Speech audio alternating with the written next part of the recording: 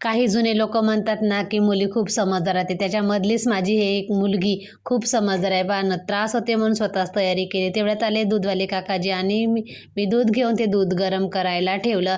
नंतर मी सगळं घर झाडझूड करून घेतलं. मुली सगळ्या ट्युशनला गेल्या होत्या. मी लगेच कामं आवरून दुपारी वेळ भेटला तेव्हा मी ह्या सगळ्या शेंगा मोडमाड करून ठेवून दिल्या, कारण मला सकाळी काही माझ्याच्यानं करणं होत नाही. माझ्या हाताचा खूप त्रास सुरू होता म्हणून मी सगळ्या शेंगा पहिलेच मोडून ठेवल्या. सगळी तयारी करून ठेवली आणि मग माझं लक्ष गेले या कॅनकडे. याच्यातलं पाणी संपलेलं होतं म्हणून म्हणलं हिला चला घासून छान ठेवून द्यावं. हिचे पप्पा आले की त्याच्यामध्ये पाणी भरणार आणि मग ते पाणी आम्हाला वापरण्यात येईल. तेवढ्यामध्ये आली माझी बिट्टूताई शाळेमधून दुपारी जेवण करायला. हो, पायदळच येते ते जेवण करायसाठी. मग पानं मी सायंकाळचे सगळे भांडे लावून घेतले आणि बुलबुलनं घेतली होती पेन. मग ते पानं आनंदाच्या भरात कशी नाचायला लागली. तर 4-5 दिवस झाले कार्यक्रमामुळं हे सगळं सामान इकडे तिकडे गेलं होतं. तेच सामान मी ठेवून द्यायची तयारी करत होती, कारण कार्यक्रम म्हटलं तर हौशीनं आपण काढतो आणि तसंच ठेवून देतो. अजून सायंकाळची तयारी मी